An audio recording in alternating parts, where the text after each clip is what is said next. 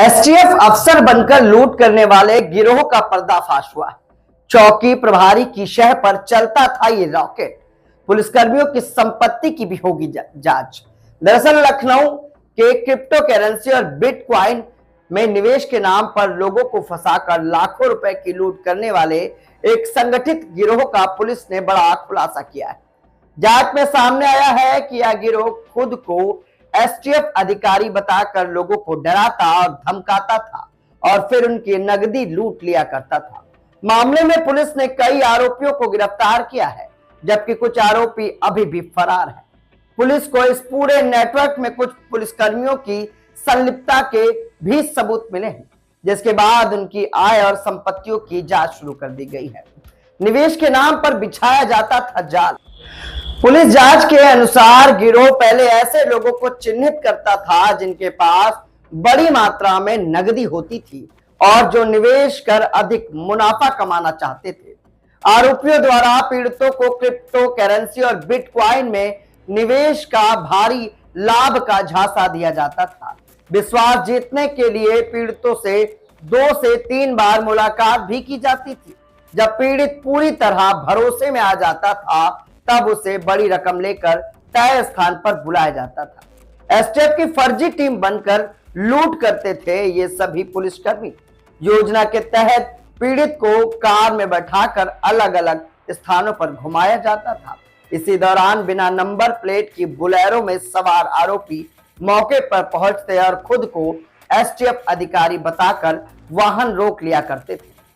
आरोपी नकदी को अवैध धन बताते हुए पीड़ित को जेल भेजने और कानूनी कार्रवाई की धमकी देते थे।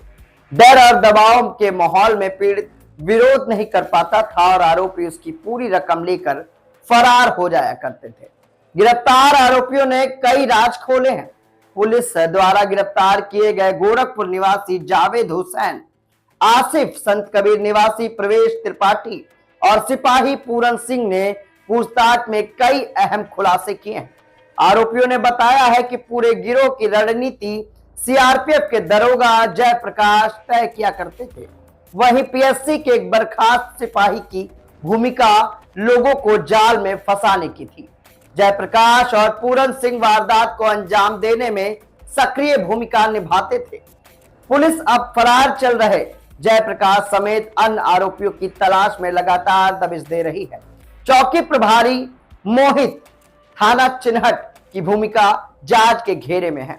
जांच के दौरान कमता चौकी प्रभारी मोहित का नाम भी सामने आया है। पुलिस को आशंका है कि उसी की शह पर यह गिरोह सक्रिय था। मामले की गंभीरता को देखते हुए वरिष्ठ अधिकारियों ने उसकी भूमिका की विस्तृत जांच के भी निर्देश दिए हैं। आय से अधिक संपत्ति की भी जांच होगी। मामले में नामजद और संदिग्ध पुलिसकर्मियों की संपत्तियों की जांच शुरू कर दी गई है। कमता चौकी प्रभारी मोहित, सिपाही पूरन सिंह समेत अन्य लोगों के बैंक खातों, चल अचल संपत्तियां और आय के स्रोतों की पड़ताल की जा रही है। पुलिस अधिकारियों का कहना है कि यदि जांच में वेतन से अधिक संपत्ति अर्जित करने के प्रमाण मिले और उसका संतोषजनक जवाब नहीं दिया जा सका तो आय से अधिक संपत्ति का मुकदमा भी दर्ज किया जाएगा। रकम लौटाने पहुंचा सिपाही, ऐसे खुली पूरी साजिश। इस पूरे लूटकांड का खुलासा एक अप्रत्याशित घटनाक्रम से हुआ। पीड़ित प्रभाकर सिंह को सिपाही पूरन सिंह लूटी गई रकम वापस करने पहुंचा था। इस बीच पहले से सतर्क पुलिस टीम ने उसे मौके पर ही गिरफ्तार कर लिया। पूछताछ के दौरान पूरन सिंह ने पूरे गिरोह के नेटवर्क और कार्यप्रणाली का खुलासा कर दिया है, जिसके बाद एक एक कर कई आरोपी पुलिस के हत्थे चढ़ गए। इस घटनाक्रम में अन्य मामलों के खुलासे की भी उम्मीद जताई जा रही है। पुलिस अधिकारियों का मानना है कि फरार आरोपियों की गिरफ्तारी के बाद इस गिरोह से जुड़ी अन्य वारदातों का भी खुलासा हो सकता है। आशंका है कि इसी तरह की कई घटनाओं को अब तक अंजाम दिया जा चुका है, जिनकी जांच की जा रही है। पुलिस का कहना है कि मामले में किसी भी दोषी को बख्शा नहीं जाएगा और जांच के आधार पर सभी आरोपियों के खिलाफ कड़ी कानूनी कार्रवाई की जाएगी। इस मामले पर सूत्र ये भी बताते हैं कि आरोपियों को गोरखपुर से ही गिरफ्तार किया गया है। अब देखने की बात यह रहेगी कि आखिर पुलिस किस तरह से इस पूरे सिंडिकेट का पर्दाफाश कर पाएगी। अभी कई आरोपी गिरफ्तार कर जेल भेज दिए गए।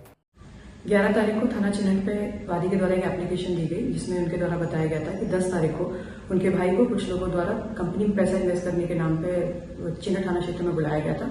जब वो पैसा लेकर पहुंचे हैं तो और भी कुछ लोग सुनियोजित तरीके से आते हैं, उनको गाड़ी में जबरदस्ती बिठाकर उनसे 5 लाख रुपए लूट लेते हैं और मारपीट की घटना कारित करते हैं। तत्काल घटना का संज्ञान लेते हुए सुसंगत धाराओं में मुकदमा पंजीकृत किया गया था एवं एसओजी टीम और थाने स्तर से भी 6 टीम का गठन किया गया था इस घटना के अनावरण के लिए।